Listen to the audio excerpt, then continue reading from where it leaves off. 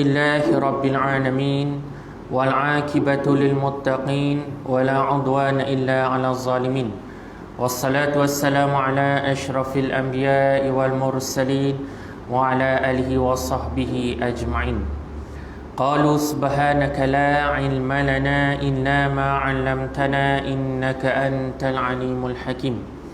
قال رب اشرح لي صدري ويسر لي أمري واحلل عقدة من لساني يفقه قولي. اللهم ارزقنا فهم نبينا وحفظ المرسلين وإلهام الملائكة المقربين واهدنا بهداية العارفين. اللهم إنا نسألك الهدى والتقى والعفاف والغنى. أما بعد. Assalamualaikum warahmatullahi taala wabarakatuh.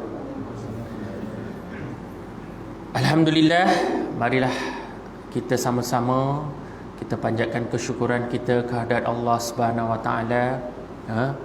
Masih diizinkan oleh Allah Subhanahu wa taala pada hari ini, pada hari-hari yang seterusnya kita beramai-ramai memeriahkan, memakmurkan masjid kita, memakmurkan rumah Allah, tanpa ada kekangan, tanpa ada halangan, walaupun beberapa minggu yang lepas kita dimaklumkan dengan SOP yang baru, memandangkan kita berada dalam Perintah Kawalan Pergerakan bersyarat selama sebulan.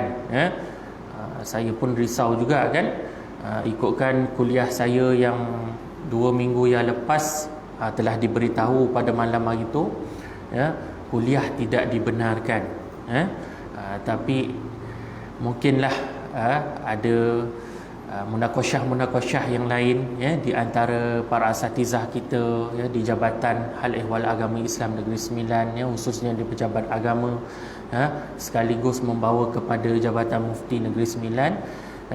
Akhirnya kuliah tetap dibenarkanlah, tetapi mengikut SOP jugalah, katanya sehingga Isyak tak ada jamuan makan.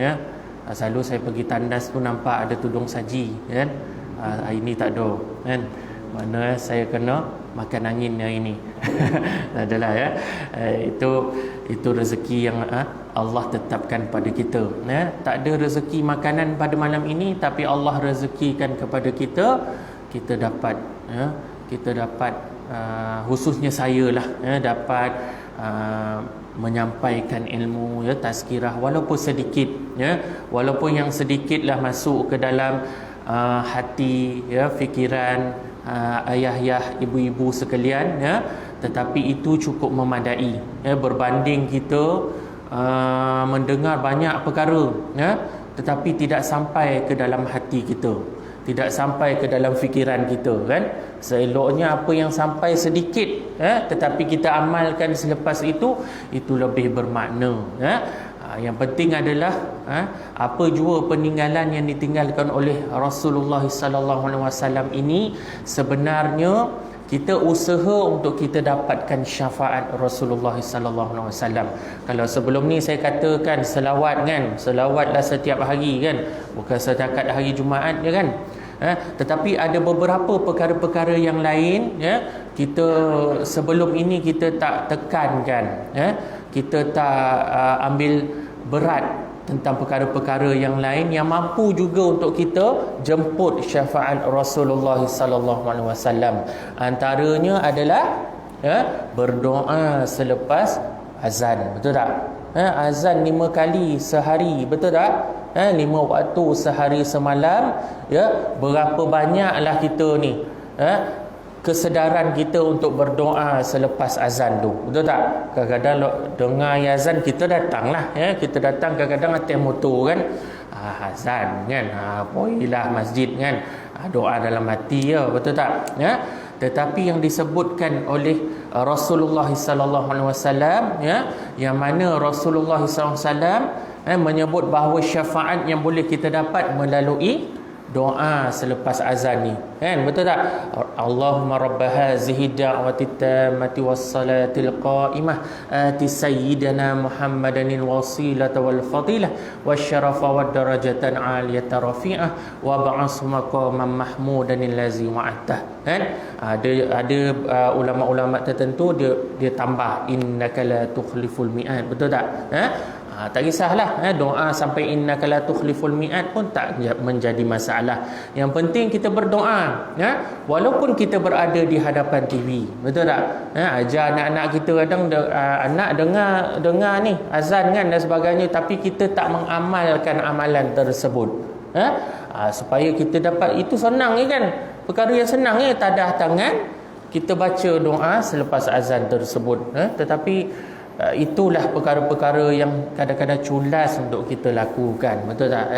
Antara perkara-perkara yang lain yang boleh kita lakukan adalah kita mengejutkan pasangan kita setiap malam untuk bertahajud. Betul tak?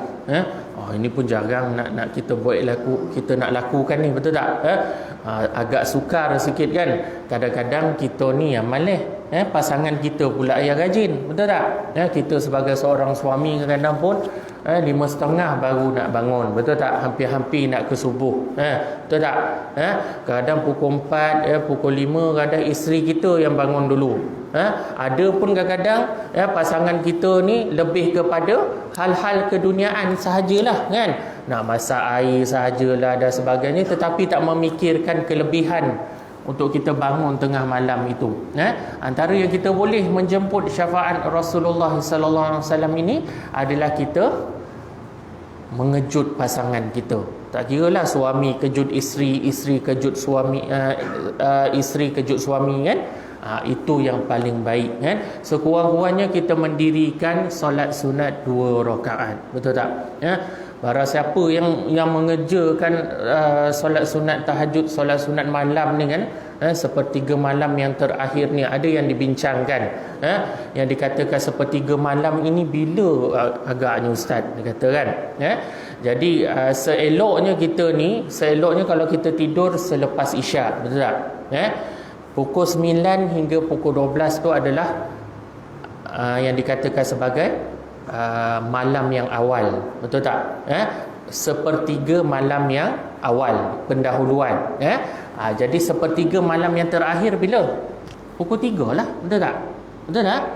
2/3 malam, yakni pukul 12 hingga pukul 3 pagi. Jadi 3/3 malam, yakni sepertiga malam yang terakhir, yakni 3/3 malam lah. Betul tak? Nak habis malam tu, yakni yang paling cantik adalah daripada pukul 3 sampailah hinggalah ke subuh. Betul tak? Itulah malam-malam yang terakhir. Betul tak? Malam yang terakhir yang dikatakan 3/3 adalah sepertiga malam. Jadi dibahagikan 3 malam tu lah, 3 bahagian. 1/3 pukul 9 sampai pukul 12, 1/3 lagi pukul 12 sampai pukul 3, pukul 3 sampai pukul habislah sampai subuh lah. Itulah 1/3 lagi malam yang terakhir. Seeloknya kita kejut lah. Ini kejut suruh Toman pergi tandih ya. Itu dah tidur balik. Betul tak? Adapun Toman suruh masak air, tidur balik. Betul. Itu ialah kita ubah sedikitlah supaya kita dapat mengerjakan sekurang-kurangnya 2 rakaat. Kalau tak adalah kekangan kan, kadang-kadang kalau ada anak-anak kecil anak-anak kecil tak boleh nak berenggang dengan ibunya dan sebagainya, tak boleh lah. Betul tak kan? Dia dapat pahala dengan menjaga anak ajalah kan. Betul tak? Okey.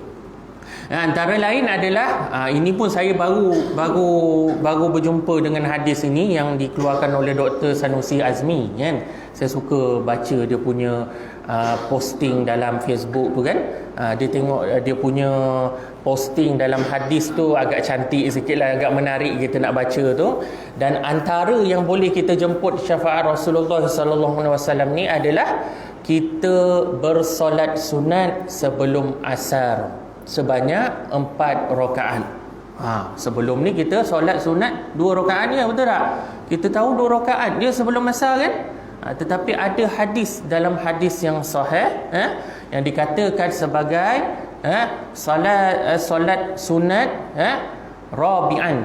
Orang kata 4 rakaat.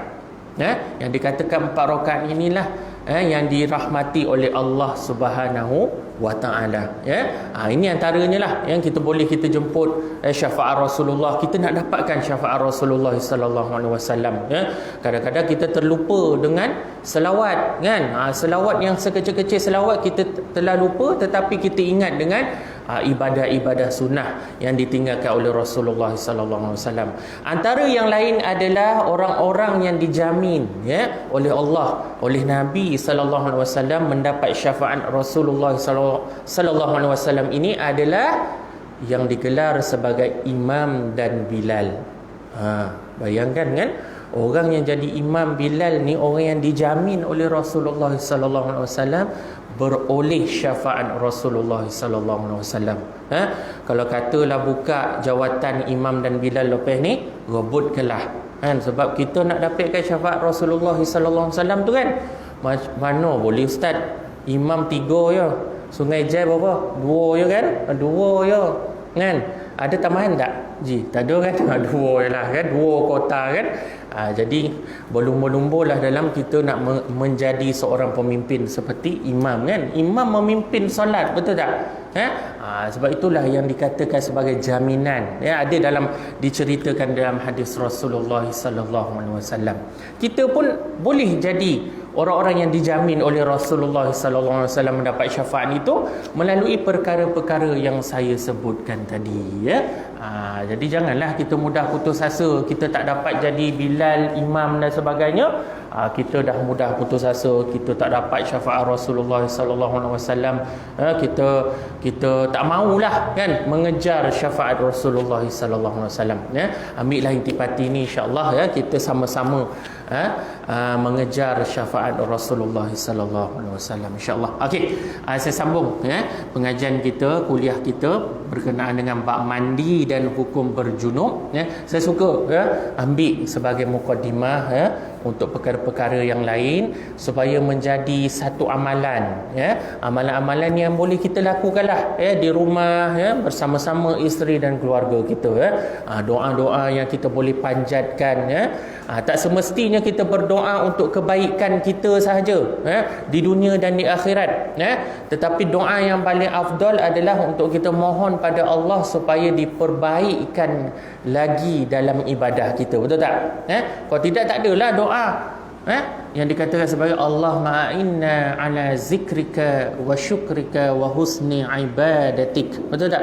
Kita mohon pada Allah Subhanahu wa taala atas kesyukuran kita, atas kelebihan datang daripada Allah Subhanahu wa taala untuk cantikkan ibadah kita. Kadang-kadang ibadah kita ni kita buat dalam keadaan yang terburu-buru, dalam keadaan yang culas, betul tak? Dalam keadaan yang alpa.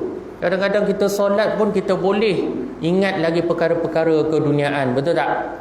Orang yang paling rugi sebenarnya adalah orang yang dalam solatnya tetapi masih memikirkan hal-hal keduniaan. Sepatutnya dalam solat tu kita dah tak fikir apa dah, betul tak? Kita dah sibuk kerja apa semua, kita rehatkan diri kita dengan solat kita, betul tak? Sepatutnya lah kita dah tak payah fikir lah, betul tak? Kita fikir hanya khusyuk di dalam solat semata-mata. Sebab itulah sepatutnya kita berdoa pada Allah supaya cantikkan lagi ibadah kita. Allahumma a'inna ala zikrika wa syukrika wa husni ibadatik. Bantulah aku di dalam mengingatimu, betul tak? Ala zikrika wa syukrika, bersyukur padamu ya Allah, wa husna ibadatik, yakni mencantikkan ibadahku kepadamu ya Allah, betul tak? Itu dia. Okey. Saya terus kepada hadis yang ke-108 berkenaan dengan bab mandi. Okey, datang daripada Ali radhiyallahu taala anhu, qala kana Rasulullah sallallahu alaihi wasallam yuqri'una al-Qur'ana ma lam yakun junuban. Daripada Ali bin Abi Talib radhiyallahu anhu katanya, Rasulullah sallallahu alaihi wasallam sentiasa membacakan al-Quran kepada kami selagi baginda tidak dalam keadaan berjunub. Memang betul, secara umumnya kita tahu memang kita kalau dalam keadaan berjunub junub, kita tak boleh membaca Al-Quran. Itu hadis yang datang daripada hadis Rasulullah sallallahu alaihi wasallam melalui Ali bin Abi Talib radhiyallahu anhu. Tetapi ada persoalan-persoalan yang timbul lebih-lebih lagi di kalangan masyarakat kontemporari, masyarakat terkini, khususnya mengkiaskan orang berjunub ini dengan perempuan haid dan nifas. Selalu kita membayangkan orang yang haid dan nifas ni, ada tak kebenaran mereka untuk membaca Al-Quran? Okey, kita tengok. Hal ini disebabkan kedua-duanya diklasifikasikan dalam golongan orang yang berhadas besar. Kalau kita fikirkanlah lelaki apabila bersetubuh dengan pasangan dia, keluar air mani dan sebagainya, dikategorikan sebagai orang yang berhadas besar, kan? Orang yang perempuan pula, orang wanita, wanita kalau dia keluar haid, maknanya orang yang keluar haid dan darah nifas ini adalah orang yang berhadas besar. Betul tak? Jadi kedua-duanya mungkinlah kita fikir secara umum dia tak boleh baca Al-Quran. Tetapi ada kelonggaran daripada di kalangan jumhur ulama, yang mana memberikan kelonggaran kepada perempuan haid dan nifas membaca Al-Quran sekiranya mempunyai keperluan yang mendesak. Ini bukanlah sekadar wanita sahaja yang dengar penjelasan justifikasi ini, kan, tetapi para suami juga kan nak membimbing isteri ni. Antaranya jika seorang pelajar atau guru, maka jika ditinggalkan membaca Al-Quran tu boleh menyebabkan urusan pembelajaran dan pengajaran akan terbantut dan sebagainya, termasuk untuk tujuan menghafal dan tasmik atau peperiksaan dan sebagainya. Ini yang diberikan kelonggaran kepada golongan-golongan tertentu. Contohnya orang-orang ataupun guru-guru, pelajar-pelajar yang menghafaz Al-Quran. Dia khawatir sekiranya hafalan dia itu akan hilang.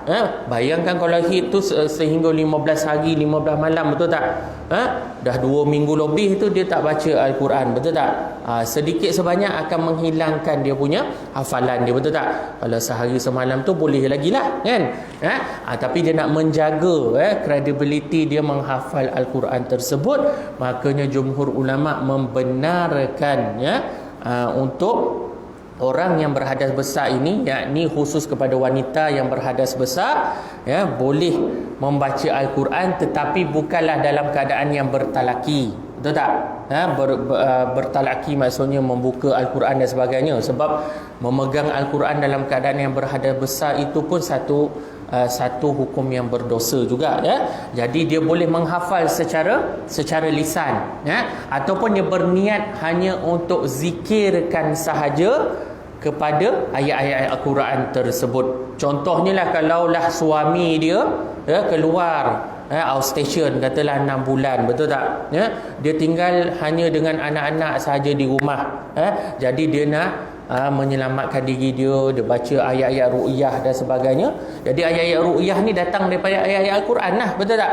Jadi dia niatkan untuk minta perlindungan daripada Allah SWT dengan membaca Al-Fatihah, kan, baca ayat 3 kul dalam keadaan yang berhadas besar ni, kan. Dia nak ajak anak-anak dia dan sebagainya, betul tak? Bayangkan kalau 6 bulan tinggal, betul tak? Anak-anak PKPB ni pula, kan, tak boleh keluar rumah, tak pergi sekolah dan sebagainya, mungkin tak ada kelas online dan sebagainya, tapi perlu ada penyaluran ilmu dan maklumat itu, perlu harus untuk dia ajarkan anak dia dengan membaca Al-Quran tersebut, Okey. Jadi ini disokong dengan hadis riwayat Al-Bukhari bahawa Nabi Muhammad sallallahu alaihi wasallam bersabda, ini sokongan daripada hadis tersebut, khairukum man ta'allamal Qur'ana wa 'allamah.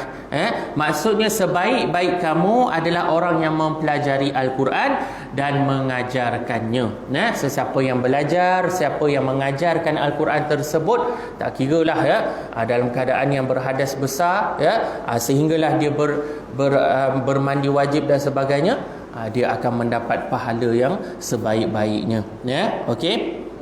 Jadi hukum perempuan haid membaca Al-Quran untuk keperluan dan sebagainya, ini yang dijelaskan di dalam sebahagian ulama yang berpendapat harus bagi perempuan haid membaca Al-Quran sekiranya perlu, seperti untuk peperiksaan, hafazan, pengajaran, termasuklah dalam keselamatan dan sebagainya. Kadang-kadang diserang oleh pihak-pihak tertentu, dia nak baca ayat pendinding kan, ada digangguan dengan makhluk halus dan sebagainya, betul tak? Jadi dia boleh membaca Al-Quran dengan niat untuk keselamatan, ya. Begitu juga jika membaca ayat Al-Quran tertentu dengan niat zikir, maka dia haruskan kepada perempuan haid dan juga bagi orang yang berjunub, ya. Okey, itu dia. Okey. Hadis yang seterusnya. Okey, ada juga persoalan berkenaan dengan perempuan haid ni lah, ya. Soalan-soalan yang diberikan kepada saya lah. Contohnya semalam, ya, ada yang dikatakan wanita yang masuk musabaqah, ya, boleh tak dia memakan ubat pil menahan haid daripada keluar, ya. Selalunya orang yang makan menahan haid ni kan adalah orang-orang yang nak pergi umrah, betul tak? Orang yang nak pergi haji. Itu memang dibenarkan oleh jumhur ulama, termasuklah ulama contemporary Syekh Yusuf Al-Qardawi, yang mana mengharuskan dalam fiqh perubatan, yang mana perlulah mendapatkan kebenaran daripada pihak-pihak yang berautoriti. Maksudnya datang daripada doktor-doktor lah kan. Jangan makan ubat yang sembrono sahaja, tetapi kalaulah mengikut kepada musabaqah ni, kadang ada peserta daripada luar negara, betul tak? Daripada Amerika Syarikat, yang datang berkampung di Malaysia. Yang musabaqah ni yang anjur Malaysia, ya. Jadi orang-orang yang luar negara ni datang nak masuk musabaqah, tetapi dalam keadaan yang berhadas besar, tapi dia khawatir dia akan datang haid, jadi dia makan pil tersebut, jadi boleh tak boleh, dia bergantung kepada niat tersebut. Ada yang diperincikan dengan kaedah niat ini. Kaedah niat ini bergantung kepada hadis, yakni al-umuru bimaqasidiha. Maksudnya segala perkara, segala perbuatan yang kita nak lakukan itu bersandarkan kepada niat. Niat ini kalau kita bahaskan, dia banyak dia punya perbincangan.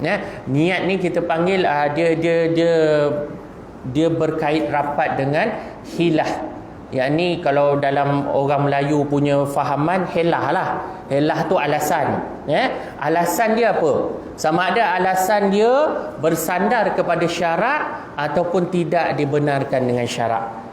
Kalaulah betul helah dia, alasan dia untuk masuk musabaqah, untuk memakmurkan ayat-ayat Al-Quran tu dan sebagainya, itu dibenarkan. Dibenarkan untuk dia makan pil tersebut lah, untuk dia tahan haid tersebut. Tetapi kalaulah helah dia, niat dia, alasan dia untuk perkara-perkara yang tidak dibenarkan, contohnya dia tak nak dia tahan haid itu sebab dia nak buat perkara-perkara yang mendatangkan kepentingan diri dia sendiri, tak boleh. Ataupun membawa kepada perselisihan faham kepada syarat-syarat tertentu, syarat-syarat yang ditetapkan, maka itu tidak dibenarkan. Contohnya dia tak nak datang haid sebab dia nak dia nak mempunyai anak yang ramai, sehingga memudaratkan diri dia dan sebagainya, itu tak boleh memudaratkan diri dia, ataupun dia hanya ada niat-niat tertentu untuk mengenakan seseorang, tidak boleh. Jadi itu dia bergantung kepada hilah tersebut. Hilah ni datang daripada perkataan bahasa Arab ni, hilah ni, kalau orang Melayu hilah kan, dia hilah. Haya lamta, ni alasan dia bergantung kepada hilah. Ada persoalan lain, berkenaan dengan tuala wanita, apakah perlu dimandikan sekali? Jawapannya sudah tentulah tidak, betul tak? Takkanlah kita nak mandikan, kita nak mandi wajib ni, kita mandikan sekali dengan tuala wanita yang kita telah pakai ataupun telah dihinggapi dengan najis-najis darah tersebut, darah haid tersebut, sudah tentulah tuala wanita yang dipakai itu perlulah dibuang, lagi-lagi disunatkan untuk ditanam. Dengar ni wanita, para suami yang ada isteri di rumah dan sebagainya, Nabi sallallahu alaihi wasallam menganjurkan, menyunatkan kita untuk menanam tuala wanita ini supaya tidak hadirnya kekotoran di sekeliling kita, contohnya membawa kepada gangguan-gangguan yang tidak diingini, okey.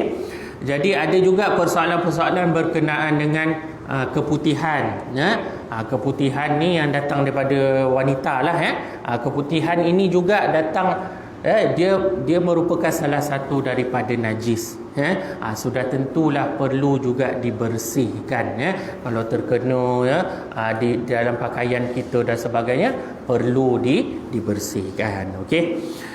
Hadis yang seterusnya datang daripada Abu Sa'id Al-Khudri radhiyallahu anhu, katanya Rasulullah sallallahu alaihi wasallam bersabda, apabila seseorang kamu menyetubuhi isterinya kemudian dia ingin mengulanginya, hendaklah dia berwuduk di antaranya. Ini kaedah-kaedah yang dianjurkan oleh Rasulullah sallallahu alaihi wasallam. Hatta sekalipun bukan dalam berhubungan, dalam persetubuhan sekalipun bersama pasangan, tetapi Nabi sallallahu alaihi wasallam menganjurkan supaya kita berwuduk, lagi-lagi bila kita nak tidur. Betul tak? Bila kita nak tidur itu seharusnya kita berwuduk terlebih dahulu. Jadi daripada hadis tersebut, nak memberikan penjelasan ataupun justifikasi yang lebih jelas, yang dikatakan sebagai berwuduk setelah kita bersetubuh itu bukanlah sungguh menangguhkan kita daripada mandi wajib dengan segera. Seeloknya kita mandi wajib teruslah, betul tak, setelah kita berhubungan, tetapi mungkin ada kekangan, mungkin malam air sejuk dan sebagainya, tetapi sebelum subuh tu kalau kita nak mandi wajib pun tak apalah. Tetapi kalau kita nak tidur selepas itu, kita ada niat untuk tidur selepas berhubungan, seeloknya kita berwuduk, supaya apa? Kecergasan itu kembali, ataupun bila kita berwuduk sebelum kita tidur itu, dia akan menjadikan minda kita, badan kita tidur dalam keadaan yang cergas juga, bukan kita cergas di dalam keadaan yang kita sedar, betul tak, dalam keadaan kita berhubungan dan sebagainya, tetapi kita tidur dalam keadaan kita mengingati Allah Subhanahu Wa Taala, hati kita, abdaniah kita, fikrah kita bersih, yakni cerdas, yakni kita mampu untuk bangun sebelum subuh, dapat kita melakukan ibadah-ibadah yang akan datang selepas daripada hari tersebut. Itu dia, yakni Nabi sallallahu alaihi wasallam menekankan kecergasan di dalam kehidupan setiap orang, setiap muslim dan sebagainya, supaya apa? Bukan setakat kita berjalan, kita sedar, tetapi di dalam keadaan kita tidur.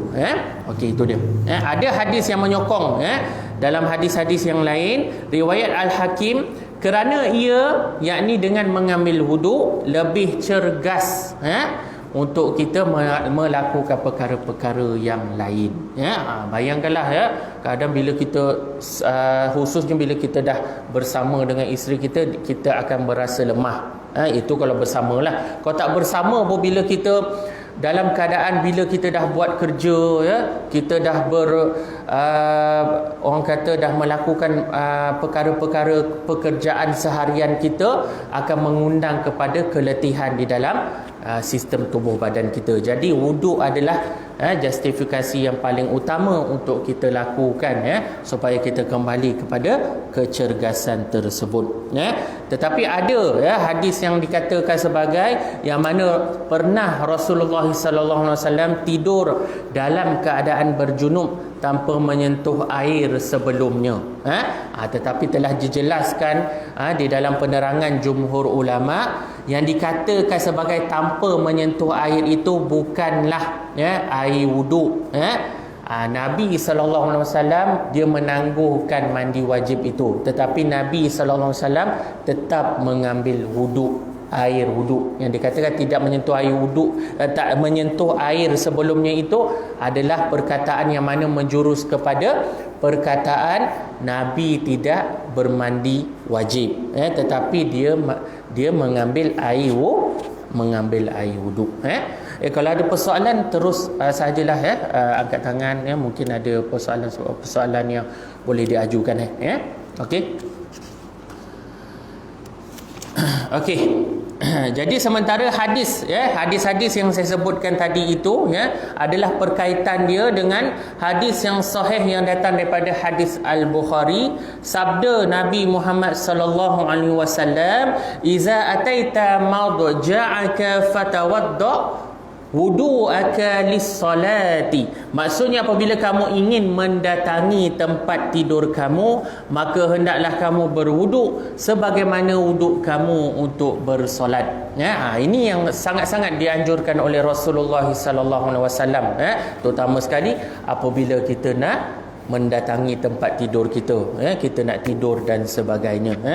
Nabi mengajar adab-adab sebelum kita tidur.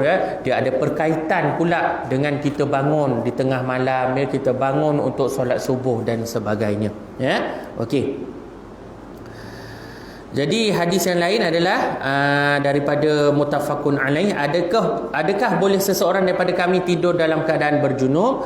Rasulullah sallallahu alaihi wasallam menjawab, ya boleh, tetapi jika dia telah berwuduk.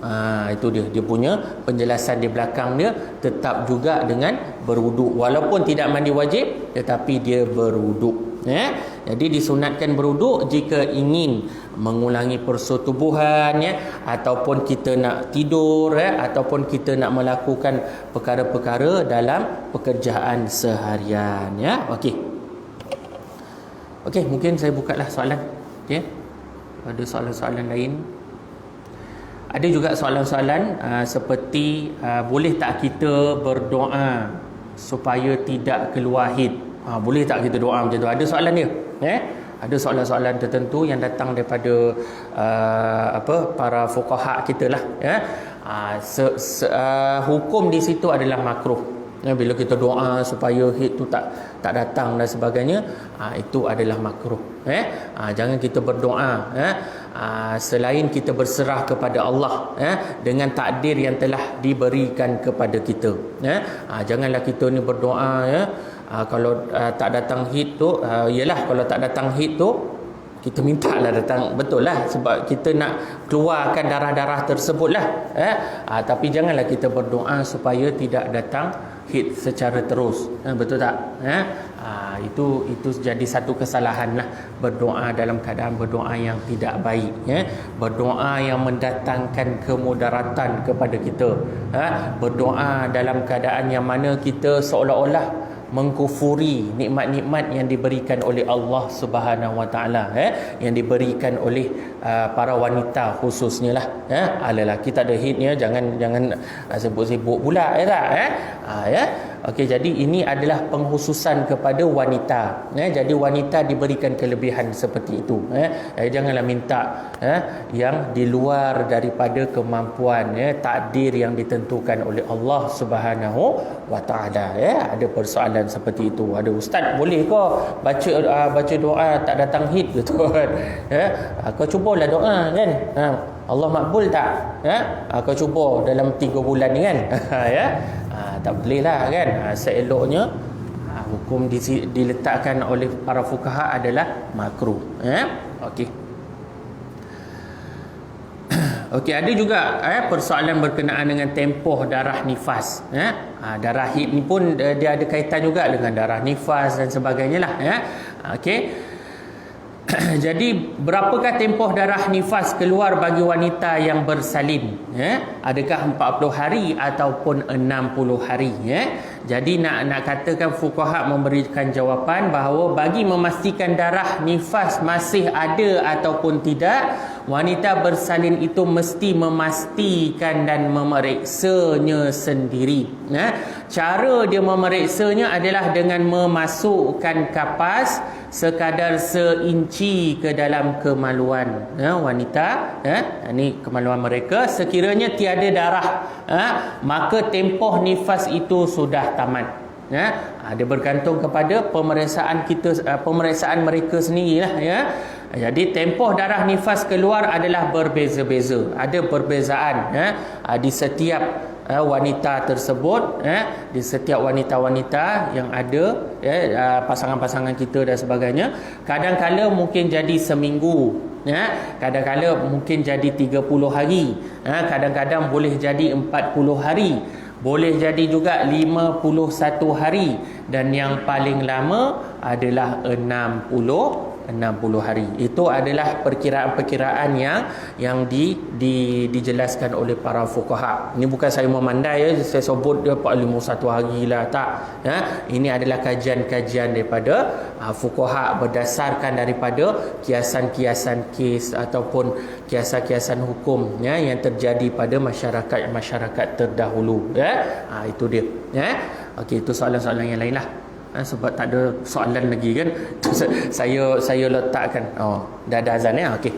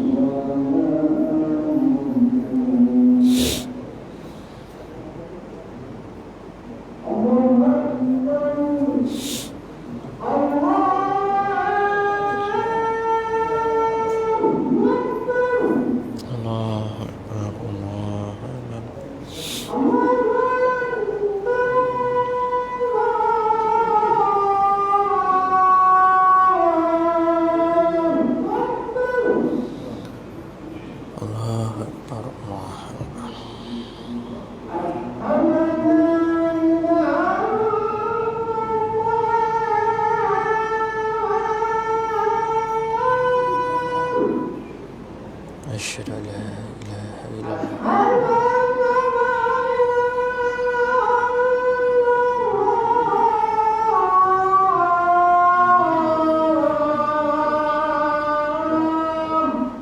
أشهد أن لا إله إلا الله.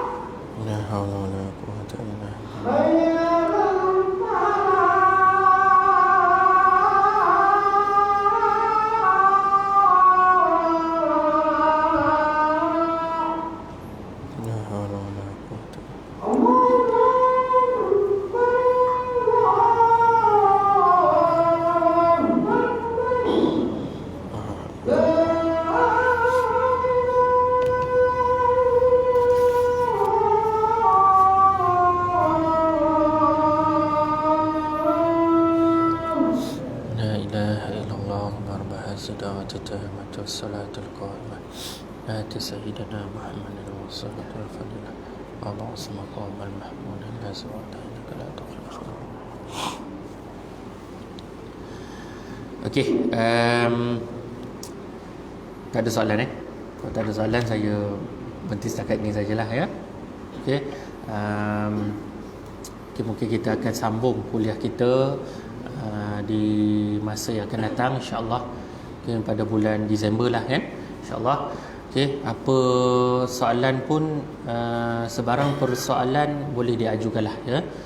Diajukan mungkin dengan para asatizah yang lain pun boleh juga bawa kepada saya kan, ada perselisihan ataupun ada khilafiyah sikit kita bawa jugalah. Tapi biasanya ya para asatizah ni akan menerangkan juga perbezaan pendapat tersebut kan. Dia akan jelaskan juga adapun kita sama-sama ambil sebagai satu perkara yang kita boleh jadikan dia sebagai satu nasihat juga dalam diri kita, dalam di kalangan sahabat-sahabat para ahli keluarga kita dan sebagainya insya-Allah. Okey, apa yang baik itu datang daripada Allah Subhanahu Wa Taala, apa yang buruk itu datang daripada kelemahan saya sendiri. Saya sudahi dengan tasbih kafarah dan surah Wal-'Asr. Subhanakallah bihamdika asyhadu an la ilaha illa anta astaghfiruka wa atubu ilaik. Bismillahirrahmanirrahim. Wal-'Asr innal insana lafi khusr illa allazina amanu wa 'amilus solihat wa tawasaw bil haqqi wa tawasaw bis sabr. A'udzubillahi minasyaitonirrajim. Bismillahirrahmanirrahim. Alhamdulillahi rabbil alamin wassalatu wassalamu ala asyrafil anbiya'i wal mursalin wa ala alihi wa sahbihi ajma'in. Allahumma inna nas'aluka 'ilman nafi'an wa rizqan thayyiban wa 'amalan mutaqabbalan. Allahumma inna nas'aluka al-huda wat tuqa wal afafa wal ghina. Allahumma inna na'udzubika min 'ilmin la yanfa' wa min qalbin la yakhsha wa min du'a'in la yusma' wa min nafsin la tashba'. Rabbana atina fid dunya hasanah wa fil akhirati hasanatan wa qina azaban nar. Wa sallallahu ala sayidina Muhammadin wa ala alihi wa sahbihi wasallam. Walhamdulillahi rabbil alamin.